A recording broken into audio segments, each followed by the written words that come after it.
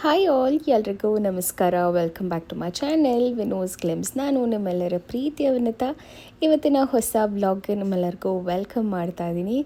So ಇವತ್ತು ಬಂದು ಭೈರವ್ದು ಸ್ಕೂಲ್ಗೆ ಹೋಗ್ತಾ ಇರೋದು ಫಸ್ಟ್ ಡೇ. ಸೊ ಬೆಳಗ್ಗೆನೇ ಎದ್ದು ಬ್ರೇಕ್ಫಾಸ್ಟ್ ಎಲ್ಲ ಮಾಡಿ ಬಾಕ್ಸ್ ಎಲ್ಲ ಪ್ಯಾಕ್ ಮಾಡಿ ಬೇಗನೆ ಹೋಗಿಬಿಟ್ಟಿದ್ವಿ. ಆ್ಯಂಡ್ ಈ ವರ್ಷದಿಂದ ಭೈರವ್ನ ವ್ಯಾನಲ್ಲಿ ಕಳಿಸ್ತಾ ಇದ್ದೀವಿ. ಬಿಕಾಸ್ ತುಂಬ ಕಷ್ಟ ಆಗುತ್ತೆ ಪಿಕಪ್ಪು ಡ್ರಾಪು ಮಾಡೋದು.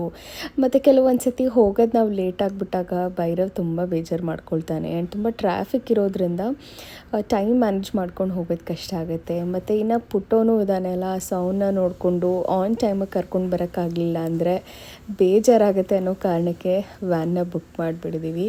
ಸೊ ಹಾಗಾಗಿ ಅವನಿಗೂ ತುಂಬ ಇಷ್ಟ ಆಯಿತು. ಆ್ಯಕ್ಚುಲಿ ವ್ಯಾನ್ ಅಂತಂದರೆ ಅವನೇನು ಬೇಜಾರು ಮಾಡ್ಕೊಳ್ಳಲ್ಲ. ಇನ್ನು ನಮ್ಮ ಜೊತೆ ಹೋಗೋದಕ್ಕಿಂತ ನನಗೆ ವ್ಯಾನಲ್ಲಿ ಕಳ್ಸಮ್ಮ, ನಾನು ನನ್ನ ಫ್ರೆಂಡ್ಸ್ ಜೊತೆ ಹೋಗ್ತೀನಿ ಅಂತ ತುಂಬ ಸತಿ ಕೇಳ್ಕೊಂಡಿದ್ದಾನೆ. ಸೊ ಸರಿ ಆಯಿತು, ಈ ವರ್ಷದಿಂದ ವ್ಯಾನಲ್ಲಿ ಹೋಗಲಿ ಅಂತ ಹೊರಟ್ವಿ. ಆ್ಯಂಡ್ ಭೈರವ್ ಅಂತೂ ಸಿಕ್ಕಾಬಟ್ಟೆ ಎಕ್ಸೈಟೆಡ್ ಆಗಿದ್ದ. ಹೊಸ ಬುಕ್ಕು, ಬ್ಯಾಗು, ನ್ಯಾಪ್ಕಿನ್ಸು ಎಲ್ಲ ನಾನೇ ಇಟ್ಕೊಳ್ತೀನಿ ಅಂತ ಫುಲ್ಲು ಖುಷಿಯಾಗಿ ಪ್ಯಾಕ್ ಮಾಡಿಕೊಂಡು ರೆಡಿಯಾಗಿ ಬಂದಿಯಾನೆ. ಸೊ ನಾನು ಅಂದ್ಕೊಂಡಿದ್ದೆ ಸಮ್ಮರ್ ಹಾಲಿಡೇಸಲ್ಲಿ ಅವನು ಎದ್ದೇಳ್ತಾ ಇದ್ದಿದ್ದೆ 10 o'clock ಆಗೋಗ್ಬಿಡ್ತಾಯಿತ್ತು. ನೈಟ್ ಮಲಗ್ತಾ ಇದ್ದಿದ್ದು ಲೇಟೆ. ನೆನ್ನೆ ಅಂತೂ ಸಿಕ್ಕಾಬಟ್ಟೆ ಟ್ರೈ ಮಾಡಿದ್ದೀವಿ ಅವನ್ನ ಬೇಗ ಮಲಗ್ಸೋಕ್ಕೆ ಏನಾದರೂ ಮಾಡಿ ಅಂತ ಹೇಳಿ. ಬಟ್ ಅವನು ಮಲ್ಕೊಂಡಿದ್ದೆ 12 o'clock. ಬಟ್ ಆದರೂ ಬೇಗನೆ ಎದ್ಬಿಟ್ಟ. ಹತ್ತಿರ 7 o'clockಗೆಲ್ಲ ಎದ್ದು ರೆಡಿಯಾಗಿ ಆರಾಮಾಗಿ ಸ್ಕೂಲ್ಗೆ ಹೋದ. ಇನ್ನು ಅದಾದಮೇಲೆ ನಾನು ಒಂದು ಟೇಸ್ಟಿಯಾಗಿರೋವಂಥ ರೆಸಿಪಿನ ತೋರಿಸೋಣ ಅಂತ ಹೇಳಿ ಇಲ್ಲಿ ಶೂಟ್ ಮಾಡ್ತಾಯಿದ್ದೀನಿ. ಸೊ ಏನಪ್ಪ ಅದು ಅಂತಂದರೆ ತುಂಬ ಜನದ ಫೇವ್ರೆಟ್ ಅಂದರೆ ಇಡ್ಲಿ ಸಾಂಬಾರು ಅಂತ ಹೇಳ್ಬೋದು. ಹೋಟ್ಲಲ್ಲಿ ಸಿಗೋವಂಥ ಸಾಂಬಾರು ಟೇಸ್ಟೇ ಬೇರೆ. ಸೊ ಇವತ್ತು ನಾನು ಹೋಟೆಲ್ ಸ್ಟೈಲಲ್ಲಿ ಒಂದು ಸಾಂಬಾರು ಮಾಡೋಣ ಅಂತ ಹೇಳಿ ಮಾಡ್ತಾಯಿದ್ದೀನಿ. ಸೊ ಈ ಒಂದು ಸಾಂಬಾರು ಮಾಡಲಿಕ್ಕೆ ಮೊದಲಿಗೆ ಮಸಾಲೆನ ಫ್ರೈ ಮಾಡ್ಕೊಳ್ಳೋಕ್ಕೆ ನಾನಿಲ್ಲಿ ಕಡಲೆಬೇಳೆ, ಉದ್ದಿನಬೇಳೆ, ಅದ್ರ ಜೊತೆಗೆ ಒಣಮೆಣಸಿನ್ಕಾಯಿ ಹಾಗೆ ಜೀರಿಗೆನ ಹಾಕ್ಕೊಂಡು ಫ್ರೈ ಮಾಡ್ಕೊಳ್ತಾ ಇದ್ದೀನಿ. ಇನ್ನು ಇದೊಂದು ಸ್ವಲ್ಪ ಫ್ರೈ ಆದಮೇಲೆ ಇದಕ್ಕೆ ಕಾಯಿನ ಹಾಕ್ಕೊಳ್ತಾ ಇದ್ದೀನಿ. ಕಾಯಿ ತುರಿನಾದರೂ ಬಳಸ್ಬೋದು ಅಥವಾ ಈ ರೀತಿ ಕಾಯಿನಾದರೂ ಹಾಕ್ಬೋದು. ಅದಾದಮೇಲೆ ನಾನಿಲ್ಲಿ ಟೊಮೆಟೊನ ಹಾಕ್ಕೊಂಡಿದ್ದೀನಿ. ಹತ್ತಿರ 2 ಮೀಡಿಯಮ್ ಸೈಜಿನ ಟೊಮೆಟೊ ನಾನಿಲ್ಲಿ ಬಳಸ್ಕೊಂಡು ಫ್ರೈ ಮಾಡ್ಕೊಳ್ತೀನಿ. ಸೊ ಇದೆಲ್ಲ ಕಂಪ್ಲೀಟಾಗಿ ಒಂದು ಸ್ವಲ್ಪ ಟೊಮೆಟೊ ಸಾಫ್ಟ್ ಆಗ್ತದೆ ಅಂದಮೇಲೆ ಸ್ಟವ್ನ ಆಫ್ ಮಾಡಿ ಇದನ್ನು ತಣ್ಣಗಾಗೋದಕ್ಕೆ ಬಿಟ್ಬಿಡ್ತೀನಿ. ಅದಾದಮೇಲೆ ಇದನ್ನು ರುಬ್ಕೊಂಡ್ಬಿಟ್ಟು ಈ ಮಸಾಲೆನ ಆ್ಯಡ್ ಮಾಡಿಕೊಂಡ್ರೆ ನಮಗೆ ಹೋಟೆಲ್ ಸ್ಟೈಲಲ್ಲಿ ಬರೋ ಅಂಥ ಸಾಂಬಾರು ಟೇಸ್ಟೇ ಬರುತ್ತೆ ಅಂತಲೇ ಹೇಳ್ಬೋದು. ಇನ್ನು ಇದಕ್ಕೆ ಧನಿಯಾ ಕಾಳು ಕೂಡ ಹಾಕ್ಕೊಳ್ತಾರೆ. ನಾನು ಧನಿಯಾ ಕಾಳು ಇಲ್ದಲೇ ಇರೋದ್ರಿಂದ ಧನಿಯಾ ಪೌಡರ್ನ ಬಳಸ್ಕೊಂಡಿದ್ದೀನಿ. ಇನ್ನು ಅದಕ್ಕೆ ಬೇಳೆ ನಾನಿಲ್ಲಿ ಒಂದು 3ರಿಂದ 4 ಕಪ್ಪಷ್ಟು ಹಾಕ್ಕೊಳ್ತಾ ಇದ್ದೀನಿ. ಬಿಕಾಸ್ ಸಾಂಬಾರು ಅಂತ ಅಂದರೆ ಕೆಲವರಿಗೆ ಸಾಂಬಾರು ಇಡ್ಲಿ ಜೊತೆ ಸಾಂಬಾರು ಡಿಪ್ ತಿನ್ನೋಕ್ಕೆ ಇಷ್ಟ ಆಗುತ್ತಲ್ಲ, ನನಗೂ ಅದೇ ರೀತಿ ಸಾಂಬಾರು ಡಿಪ್ಪೇ ಇಷ್ಟ ಆಗುತ್ತೆ ನನಗೆ, ನಮ್ಮ ಮನೆಯವ್ರಿಗೆ ಎಲ್ಲರಿಗೂ. ಸೊ ಹಾಗಾಗಿ ಸ್ವಲ್ಪ ಹೆಚ್ಚಿಗೆ ಸಾಂಬಾರು ಮಾಡಿದ್ರೂ ಮಧ್ಯಾಹ್ನ ಅದನ್ನೇ ಅನ್ನದ ಜೊತೆ ಕೂಡ ತಿನ್ಬೋದು ಅಂತ ಹೇಳಿ ಸ್ವಲ್ಪ ಹೆಸರು ಬೇಳೆ ಕೂಡ ಹಾಕ್ಕೊಂಡಿದ್ದೀನಿ ಬೇಳೆ ಜೊತೆಗೆ, ತೊಗರಿ ಬೇಳೆ ಜೊತೆಗೆ. ಸೊ ನೀಟಾಗಿ ವಾಶ್ ಮಾಡಿಕೊಂಡು ನೀರು ಹಾಕ್ಕೊಂಡು ಇದನ್ನು ಬೇಯಿಸ್ಕೊಳ್ತೀನಿ. ಒಂದು ಸ್ವಲ್ಪ ಎಣ್ಣೆನ ಹಾಕಿದಾಗ ಚೆನ್ನಾಗಿ ಬೇಯುತ್ತೆ ಬೇಳೆ ಅಂತ ಹೇಳಿ ಒಂದು ಸ್ವಲ್ಪ ಅರಿಶಿನ ಅದ್ರ ಜೊತೆಗೆ ಎಣ್ಣೆ ಕೂಡ ಹಾಕ್ಕೊಂಡು ನಾನು ಇದನ್ನು ಚೆನ್ನಾಗಿ ಬೇಯೋಕ್ಕೆ ಇಟ್ಕೊಂಡು ಬಿಡ್ತೀನಿ. 2 ವಿಷಲ್ನ ನಾನಿಲ್ಲಿ ಹೊಡೆಸ್ಕೊಳ್ತೀನಿ, 2ರಿಂದ 3 ವಿಷಲು. ಸೊ ದಟ್ ಕಂಪ್ಲೀಟಾಗಿ ಸ್ಮ್ಯಾಶ್ ಆಗುತ್ತೆ. ಸ್ಮ್ಯಾಶ್ ಆದಷ್ಟು ಸಾರು ರುಚಿ ಚೆನ್ನಾಗಿ ಬರುತ್ತೆ ಮತ್ತು ಥಿಕ್ನೆಸ್ ಕೂಡ ಗಟ್ಟಿಯಾಗಿ ಚೆನ್ನಾಗಿ ಬರುತ್ತೆ ಅಂತ ಹೇಳಿ ನಾನು ಕಂಪ್ಲೀಟಾಗಿ ಸಾಫ್ಟ್ ಆಗೋ ತನಕ ಇಲ್ಲಿ ಕುಕ್ಕರಲ್ಲಿ ವಿಷಲ್ನ ಬರೆಸ್ಕೊಳ್ತೀನಿ. ಇನ್ನು ಕುಕ್ಕರ್ ವಿಷಲ್ ಕೂಡ ಬಂದಾದಮೇಲೆ ಹುರ್ಕೊಂಡಿದ್ದಂಥ ಮಸಾಲೆ ಏನಿತ್ತು ಅದು ಕೂಡ ತಣ್ಣಗಾಗಿರುತ್ತೆ, ಅದನ್ನು ಕೂಡ ರುಬ್ಕೊಳ್ತೀನಿ. ಇನ್ನು ಅದು ಆಗೋಕ್ಕಿಂತ ಮುಂಚೆ ಇಲ್ಲಿ ಒಂದು ಸ್ವಲ್ಪ ಒಗ್ಗರಣೆ ಹಾಕ್ಕೊಂಡು ಮಸಾಲೆ ಫ್ರೈ ಮಾಡ್ಕೊಳ್ಬೇಕಾಗತ್ತಲ್ಲ, ಅದಕ್ಕೆ ನಾನಿಲ್ಲಿ ಸ್ವಲ್ಪ ಈರುಳ್ಳಿನ ದಪ್ಪದಾಗಿ ಹೆಚ್ಕೊಂಡಿದ್ದೀನಿ. ನೀವು ನೋಡಿರ್ಬೋದು ಸಾಂಬಾರನ್ನ ಹೋಟೆಲಲ್ಲಿ ಸ್ವಲ್ಪ ಈರುಳ್ಳಿ ದೊಡ್ಡದಾಗೆ ಹೆಚ್ಚಿರ್ತಾರೆ. ಸೊ ಅದೇ ರೀತಿ ನಾನಿಲ್ಲಿ ಹೆಚ್ಕೊಂಡಿದ್ದೀನಿ. ಆ್ಯಂಡ್ ಖಾರ ಅದು ರುಬ್ಕೊಂಡಾಗ ಹುರ್ಕೊಂಡಿದ್ದ ಮಸಾಲೆ ಏನಿತ್ತು ಅದನ್ನು ರುಬ್ಕೊಂಡಾಗ ಈ ಕನ್ಸಿಸ್ಟೆನ್ಸಿ ಕಾಣಿಸುತ್ತೆ. ಘಮ ಘಮ ಅನ್ನೋಕ್ಕೆ ಶುರು ಆಗುತ್ತೆ. ಬಿಕಾಸ್ ಇದು ಬ್ಯಾಡಗೆ ಮೆಣಸಿನ್ಕಾಯಿ ಹಾಕಿರೋದ್ರಿಂದ ಘಮ ಚೆನ್ನಾಗಿ ಬರುತ್ತೆ. ಕಲರ್ ಸ್ವಲ್ಪ ಕಮ್ಮಿ ಇದೆ, ಯಾಕೆ ಅಂತ ಹೇಳಿದ್ರೆ ಕಾಯಿನ ಕೂಡ ಇಲ್ಲಿ ಬಳಸ್ಕೊಂಡಿದ್ದೀವಿ. ನೀವು ಖಾರದ ಮೆಣಸಿನ್ಕಾಯಿ ಅದ್ರ ಜೊತೆಗೆ ಬ್ಯಾಡಗೆ ಮೆಣಸಿನ್ಕಾಯಿನ ಬಳಸ್ಕೊಂಡ್ರೆ ಕಲರ್ ಕೂಡ ಚೆನ್ನಾಗಿ ಬರುತ್ತೆ. ಇನ್ನು ಕೆಲವೊಂದು ಹೋಟ್ಲಲ್ಲಿ ಸ್ವಲ್ಪ ಕಲರಿಂಗ್ ಪೌಡರ್ ಹಾಕಿರ್ತಾರೆ, ಹಾಗಾಗಿ ಫುಲ್ ರೆಡ್ ಕಲರ್ ಅನಿಸುತ್ತೆ. ಇಲ್ಲಿ ನಾನು ಯಾವುದೇ ರೀತಿ ಕಲರಿಂಗ್ ಪೌಡರ್ನ ಬಳಸಿಲ್ಲ. ಸೊ ಅದಾದಮೇಲೆ ಬೇಳೆ ನೋಡ್ಬೋದು ಎಷ್ಟು ಸಾಫ್ಟಾಗಿ ಬೆಂದಿದೆ ಅಂತ ಹೇಳಿ. ಒಂದು ಸ್ವಲ್ಪ ನೀರನ್ನ ಹಾಕ್ಕೊಂಡು ನಾನೆಲ್ಲ ಸ್ಮ್ಯಾಶ್ ಮಾಡ್ತಾಯಿದ್ದೀನಿ. ತೀರಾ ಏನು ಪ್ರೆಷರು ಬೇಕಾಗಿಲ್ಲ, ಸುಮ್ಮನೆ ಹೀಗೆ ಸೌಟ ಆಡಿಸ್ಬಿಟ್ರೆ ನೀಟಾಗಿ ಸಾಫ್ಟಾಗಿ ಬೇಳೆ ಬೆಂದ್ಬಿಟ್ಟಿದೆ. ಸೊ ಈ ರೀತಿ ಮಾಡ್ಕೊಂಡಾಗ ನಮಗೆ ತುಂಬಾ ಒಳ್ಳೆ ಟೇಸ್ಟ್ ಬರುತ್ತೆ ಅಂತ ಹೇಳ್ಬೋದು. ಇನ್ನು ಕೆಲವೊಂದು ಸತಿ ಇದನ್ನು ಸಾಫ್ಟಾಗಿ ಮಾಡ್ಕೊಂಡಿರೋದ್ರಿಂದ ಥಿಕ್ನೆಸ್ ಆಗಲಿ ಟೇಸ್ಟ್ ಆಗಲಿ ತುಂಬಾ ರುಚಿಯಾಗಿ ಬರುತ್ತೆ. ಬೇಳೆ ಥರ ಇದ್ಬಿಟ್ರೆ ಸಾರು ಕನ್ಸಿಸ್ಟೆನ್ಸಿ ಅಷ್ಟು ತಿಕ್ಕಾಗೋದಿಲ್ಲ. ಸೊ ಈ ರೀತಿ ಕಂಪ್ಲೀಟಾಗಿ ಸಾಫ್ಟಾಗಿ ಇದನ್ನು ಬೇಯಿಸ್ಕೊಂಡಾದ್ಮೇಲೆ ಕುದೀತಾ ಇದ್ದಂಥ ಮಸಾಲೆ ಏನಿತ್ತೋ ಅದಕ್ಕೆ ಟ್ರಾನ್ಸ್ಫರ್ ಮಾಡಿ ನೀಟಾಗಿ ಮಿಕ್ಸ್ ಮಾಡಿಬಿಟ್ರೆ ರುಚಿಯಾದಂಥ ಸಾಂಬಾರು ರೆಡಿ ಆಗಿಬಿಡತ್ತೆ ಇಡ್ಲಿ ಜೊತೆಗೆ. ಇಡ್ಲಿ ಜೊತೆ ಯಾವಾಗಲೂ ತೆಳುವನೆ ಸಾರು ಹಾಕ್ಕೊಂಡು ತಿಂತಾಯಿದ್ರೆ ಇನ್ನೂ ತಿನ್ನೋಣ ಅಂತ ಅನ್ನಿಸ್ತಾ ಇರುತ್ತೆ. ಸೊ ಮಸಾಲೆ ಕೂಡ ಆಲ್ಮೋಸ್ಟ್ ಒಂದು ಕುದಿ ಬರ್ತಾಯಿದೆ. ಬೇಯಿಸಿರೋವಂಥ ಬೇಳೆನ ಇದಕ್ಕೆ ಹಾಕಿ ಮಿಕ್ಸ್ ಮಾಡಿಬಿಟ್ಟು ತಿಂತಾಯಿದ್ರೆ ಸೂಪರ್ಬ್ ಅಂತ ಅನಿಸುತ್ತೆ. ಕೊನೆಗೆ ರುಚಿಗೆ ತಕ್ಕಷ್ಟು ಉಪ್ಪನ್ನ ಹಾಕಿ ಮಿಕ್ಸ್ ಮಾಡಿ ಕುದಿ ಬರೆಸ್ಬಿಟ್ರೆ ರುಚಿಯಾದಂಥ ಸಾಂಬಾರು ರೆಡಿ ಆಗುತ್ತೆ. ಸೊ ನೋಡ್ಬೋದು ಎಷ್ಟು ಚೆನ್ನಾಗಿ ಕಾಣಿಸ್ತಾ ಇದೆ, ಅಷ್ಟೇ ಟೇಸ್ಟಿಯಾಗಿ ಕೂಡ ಇರುತ್ತೆ ಅಂತಲೇ ಹೇಳ್ಬೋದು. ಇನ್ನು ಹಿಂದಿನ ದಿವಸ ಇಡ್ಲಿಗೆಲ್ಲ ರುಬ್ಬಿ ಇಟ್ಟಿದೆ, ಎಷ್ಟು ಚೆನ್ನಾಗಿ ಉಬ್ಬಿ ಬಂದಿದೆ. ಸೊ ಇಡ್ಲಿ ಕೂಡ ಇಟ್ಟು ಭೈರವ್ಗೆ ತುಂಬ ಇಷ್ಟ ಆಗುತ್ತೆ.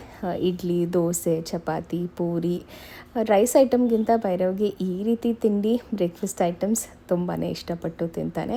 ಇನ್ನು ಮಕ್ಕಳಿಗೆ ಸ್ಕೂಲ್ ಕೂಡ ಶುರು ಆಯಿತು. ಅವ್ರು ಬೇಗ ತಿನ್ನಬೇಕು ಅಂತಂದರೆ ಅವ್ರಿಗೆ ಇಷ್ಟ ಆಗಿದ್ದಂಥ ಐಟಮ್ಸ್ನ ಮಾಡಬೇಕಾಗತ್ತೆ.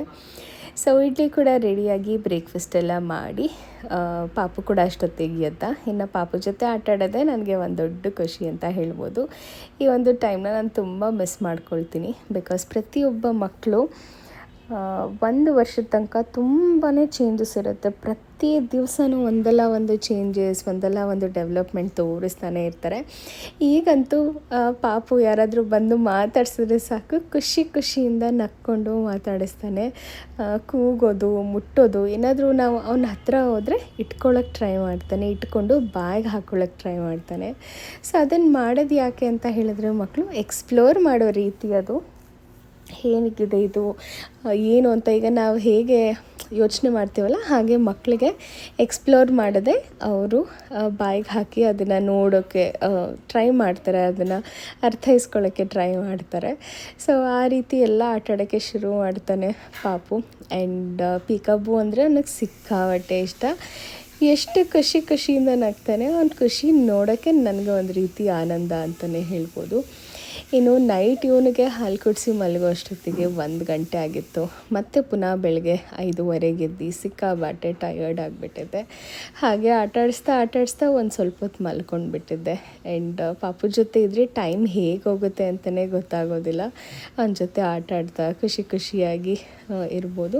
ಇನ್ನು ಈ ನಡುವೆ ಅಂತೂ ಕೆಳಗೆ ಮಲಗಿಸ್ದೆ ತುಂಬ ಹೊತ್ತು ಮಲಗೋದಿಲ್ಲ ಅವನು. ಮುಂಚೆ ಅಂದರೆ ಆರಾಮಾಗಿ ಮಲ್ಕೊಂಡು ಬಿಡ್ತಾಯಿದ್ದ. ಈಗ ಎತ್ಕೊಳ್ಬೇಕು, ಅವನ್ನ ಆಟ ಆಡಿಸ್ಬೇಕು, ನಿಲ್ಲಿಸ್ಕೊಳ್ಬೇಕು, ಕೂರಿಸ್ಕೋಬೇಕು ಅಂತ ಎಕ್ಸ್ಪೆಕ್ಟ್ ಮಾಡ್ತಾನೆ. ಬಟ್ ಎಸ್, ಅದು ಒಂದು ರೀತಿ ಫೇಸ್ ಅನಿಸುತ್ತೆ. ಮಕ್ಕಳು ಎಷ್ಟು ಬೇಗ ಬೆಳೆದು ಬಿಡ್ತಾರೆ ಅನಿಸುತ್ತೆ. ಇವಾಗಿನೂ ಪುಟ್ಟು ಪಾಪು ಥರ ಅನ್ನಿಸ್ತಾ ಇದ್ದ. ಆಗಲೇ ಅವನಿಗೆ 4 ಮಂತ್ಸ್ ಕಂಪ್ಲೀಟ್ ಆಗ್ತಾ ಬರ್ತಾಯಿದೆ. ಸಿಕ್ಕಾಬಟ್ಟೆ ಖುಷಿಯಾಗುತ್ತೆ ನನಗಂತೂ. ಇನ್ನು ಪಾಪುನ ಒಂದು ಸ್ವಲ್ಪ ಹೊತ್ತು ಆಟ ಆಡಿಸಿ ಮಲಗಿಸಾದ್ಮೇಲೆ ಅಮೆಝಾನಿಂದ ಒಂದಷ್ಟು ಐಟಮ್ಸ್ ಬಂದಿತ್ತು, ಬುಕ್ ಮಾಡಿದ್ದೆ. ಸೊ ಬನ್ನಿ ಏನೇನು ಬುಕ್ ಮಾಡಿದ್ದೀನಿ ಅಂತ ನಾನು ನಿಮ್ಗೆ ತೋರಿಸ್ತೀನಿ. ತುಂಬ ದಿವಸದಿಂದ ಮನೆಗೆ ಕಿಚನ್ ಐಟಮ್ಸ್ ಏನಾದರೂ ತೊಗೊಂಡು ಬರಬೇಕಂತ ಅಂದ್ಕೊಳ್ತಾನೆ ಇದ್ದೆ. ಅದಕ್ಕೆ ಮುಖ್ಯವಾದ ಕಾರಣ ಕೂಡ ಇದೆ. ಸೊ ಏನದು ಅಂತ ಕೂಡ ನಾನು ಹೇಳ್ತೀನಿ. ಮತ್ತು ಈ ರೀತಿ ಐಟಮ್ಸ್ ನಾನು ಯಾಕೆ ಮುಂಚೆ ತೊಗೊಂಡಿಲ್ಲ ಅಂತ ರಿಗ್ರೆಟ್ ಕೂಡ ಮಾಡ್ತೀನಿ. ಬಿಕಾಸ್ ಪಾತ್ರೆ ಅಥವಾ ಕುಕ್ವೇರ್ಸ್ ಅನ್ನೋವಂಥದ್ದು ತುಂಬಾ ಇಂಪಾರ್ಟೆಂಟ್ ಆಗುತ್ತೆ ಒಂದು ಹೆಲ್ದಿ ಲೈಫ್ ಸ್ಟೈಲ್ ಆ್ಯಂಡ್ ಡಯಟ್ಗೆ ಅಂತ ಹೇಳ್ತಾರೆ.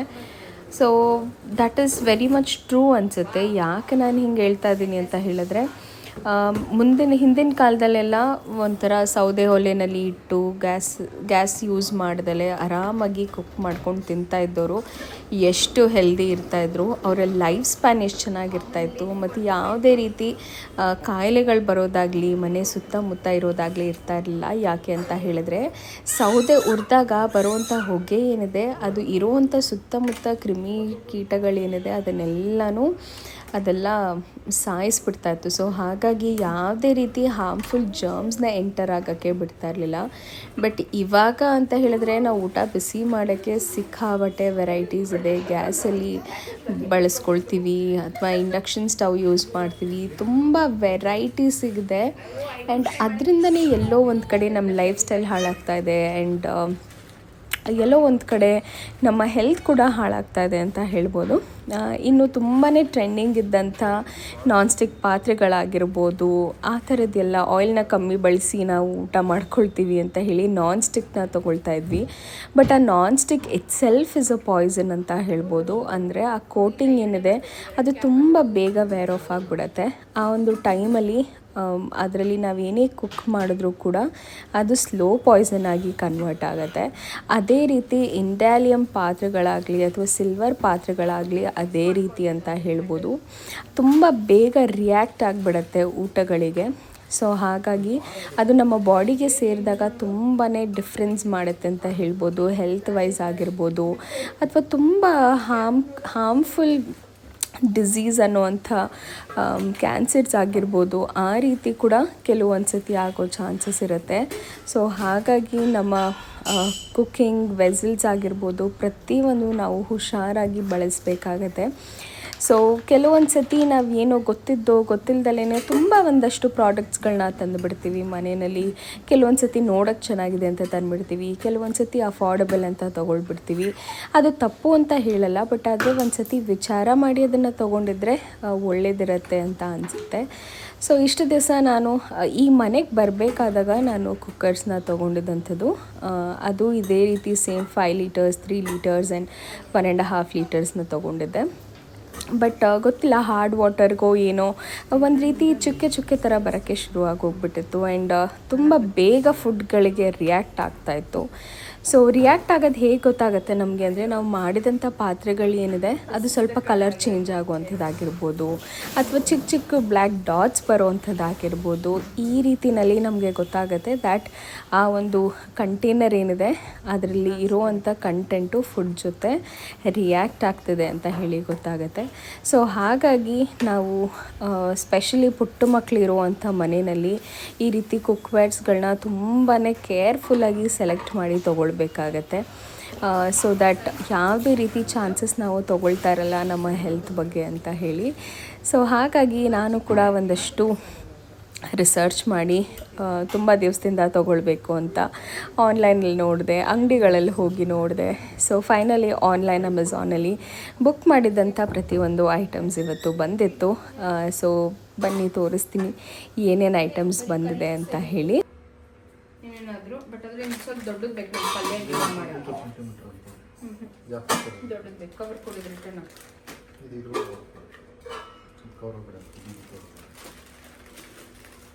ಅಲ್ಲಿ ನೋಡಿದ್ದೆ ಯಾವ ಸೈಜು ದೊಡ್ಡದಿರ್ತದೆ, ಅದಕ್ಕೆ ಅದು ಜಾಸ್ತಿ 1800. ಇದು 1100 ಇಷ್ಟಕ್ಕೆ. ಸೊ ಇನ್ನೂ ಒಂದು ಇಂಪಾರ್ಟೆಂಟ್ ಬೇಕಾಗಿರೋವಂಥ ಐಟಮ್ ಅಂತ ಹೇಳಿದ್ರೆ ಈ ಕೆಟಲ್ ಅಂತ ಹೇಳ್ಬೋದು. ಬಿಕಾಸ್ ಚಿಕ್ಕ ಮಕ್ಕಳು ಇರೋ ಮನೆಯಲ್ಲಿ ತುಂಬ ಸತಿ ನಾವು ಬಿಸಿನೀರನ್ನ ಬಳಸ್ತಾ ಇರ್ತೀವಿ. ಸೊ ಹಾಗಾಗಿ ಕೆಟಲ್ ಕೂಡ ಬೇಕಾಗಿತ್ತು. ಇದ್ದಿದ್ದಂಥ ಹಿಂದಿನ ಕೆಟಲು ಹಾಳಾಗಿಬಿಟ್ಟಿತ್ತು. ಸೊ ಅದಕ್ಕೆ ಹೊಸ ತೊಗೊಳ್ಳೋಣ ಅಂತ ಹೇಳಿ ತೊಗೊಂಡಿದ್ದೀವಿ.